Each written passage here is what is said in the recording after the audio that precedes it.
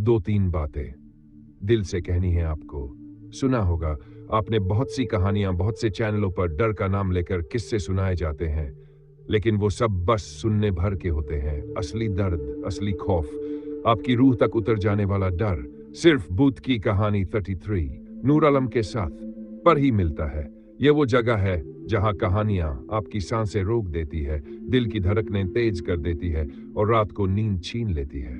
अगर आपको यहां मजा नहीं आया, डर महसूस नहीं हुआ, तो इस चैनल का नाम आप खुद बदल दीजिएगा, क्योंकि ये चैनल वादा करता है कि ऐसी कहानियां आपको कहीं और नहीं मिलेंगी। हर नए वीडियो के साथ एक नया जख्म, एक नया खौफ आपकी रूह को छू कर जाएगा। तो जल्दी से चैनल को सब्सक्राइब कर दीजिए ताकि जब भी नया वीडियो आएगा वह अपने आप आपके पास पहुंच जाएगा।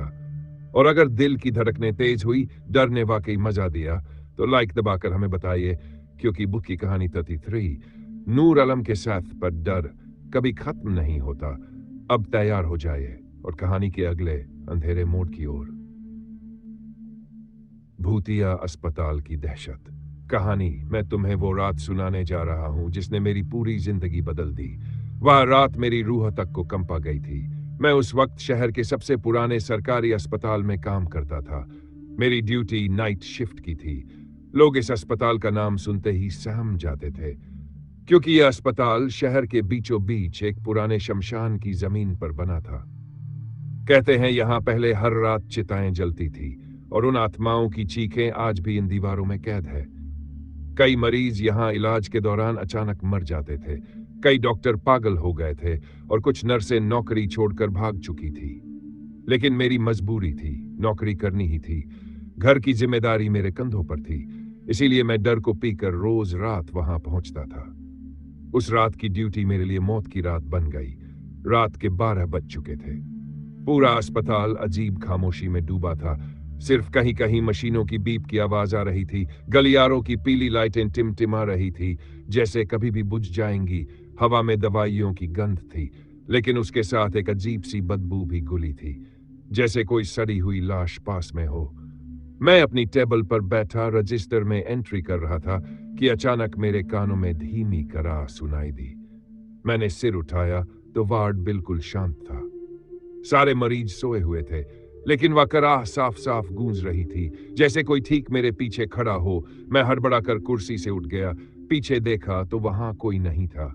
मैंने सोचा शायद थकान की वजह से मेरा वहम है, लेकिन तभी हवा का एक ठंडा झोंका कमरे में आया और सारे खिड़कियों के शीशे अपने आप बजने लगे, जैसे किसी ने उन्हें जोर से हिलाया हो। मैंने कांपते हाथों से दरवाजा खोला और गलियारे में झांका। गलियारा सुनसान पड़ा था, लेकिन उसके बीचों बीच एक परछाई खड़ी थी, लंबी सी, स्थिर खड़ी, जैसे किसी ने वहां लाश टांग दी हो। मेरी सांसें तेज हो गई। मैं धीरे धीरे आगे बढ़ा, लेकिन अचानक वह परछाई हवा में घुलकर गायब हो गई। मेरे कदम वहीं रुक गए। तभी पीछे से वार्ड का दरवाजा अपने आप बंद हो गया। अंदर अंधेरा छा गया। मैं भागकर वापस लौटा तो देखा बेड नंबर 17 पर रखी चादर अपने आप हिल रही है, जैसे कोई उसके नीचे तड़प रहा हो। मैं धीरे धीरे आगे बढ़ा और कांपते हाथों से चादर उठाई तो नीचे कोई मरीज नहीं था, सिर्फ खून का धब्बा फैला हुआ था।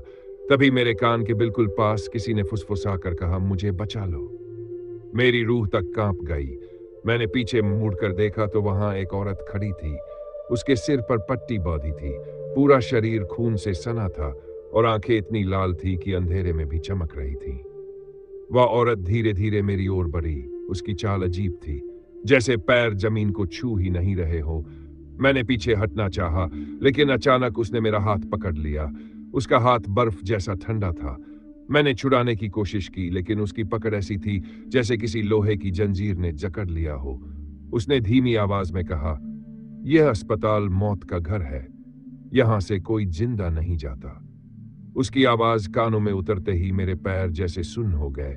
तभी सारे बेड पर पड़े मरीज एक एक कर उठने लगे। उनकी आंखें सफेद थी, चेहरों पर कोई हाव भाव नहीं था। वे सब मेरी ओर आने लगे।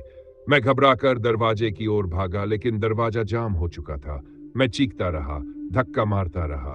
तभी अचानक सारे मरीज एक साथ चीखने लगे और कमरे की लाइट फट गई। पूरा अस्पताल अंधेरे में डूब गया। अब सिर्फ वही लाल आंखें दिख रही थी जो अंधेरे में तैर रही थी। मैंने साहस जुटाकर खिड़की से बाहर झांका तो पूरा अस्पताल मुझे अजीब लगने लगा।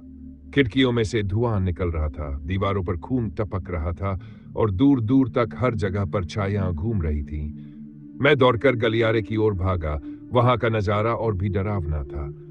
दीवारों पर खून से लिखा था, भाग नहीं सकेगा। नर्स स्टेशन पर बैठी नर्स की गर्दन पूरी तरह उल्टी घूमी हुई थी और वह मुझे देखकर मुस्कुरा रही थी। उसकी आंखों से कीड़े निकल रहे थे और मुंह से खून टपक रहा था। मैं सीढ़ियों की ओर भागा, लेकिन नीचे जाते ही मोर्चरी का दरवाजा अपने आप खुल गया। अंदर से ठंडी हवा और सड़ांध बाहर आई और धुएं में से कई परछाइयां बाहर निकल आई। वे सब मेरा पीछा करने लगी। मैं ऊपर की ओर भागा, लेकिन ऊपर से वही लाल आंखों वाली औरत हवा में उड़ती हुई नीचे आ रही थी। उसका मुंह इतना बड़ा हो चुका था कि जैसे मुझे निगल जाएगी। मैं दौड़ता दौड़ता कैंटीन तक पहुंचा, लेकिन वहां भी बर्तन खुद ब खुद बज रहे थे। कढ़ाई में खून उबल रहा था और दीवार पर खून से लिखा था, अब तेरी बारी है। मैं बुरी तरह कांपने लगा। मैंने खुद को एक कमरे में बंद कर लिया, लेकिन कमरे की चारों दीवारों पर धीरे धीरे हाथों के निशान उभरने लगे, जैसे सैकड़ों लोग दीवारें नोच रहे हों। तभी कमरे की छत से खून टपकने लगा। मैंने ऊपर देखा तो वहां उल्टी लटकी कई लाशें थी जो धीरे धीरे झूल रही थी। उनकी आंखें खुली थी और वे सब मुझे घूर रही थी। मैं जोर से चिल्लाया और दरवाजा तोड़कर बाहर भागा। सीधे अस्पताल के मेन गेट तक पहुंच गया, लेकिन गेट बंद था और उसके ऊपर वही औरत खड़ी थी। उसके बाल हवा में उड़ रहे थे, उसका चेहरा सड़ा हुआ था। उसने हंसते हुए कहा, यहां से कोई जिंदा नहीं जाता। गेट के सारे बल्ब एक साथ फूट गए। पूरा अस्पताल अंधेरे में डूब गया और अचानक अस्पताल की सारी खिड़कियों से सैकड़ों आत्माएं बाहर झांकने लगीं। उनकी आंखें सिर्फ मुझे घूर रही थीं। उनकी चीखें कान फाड़ देने वाली थी। मैंने आखिरी बार आसमान की ओर देखा और जमीन पर गिर पड़ा।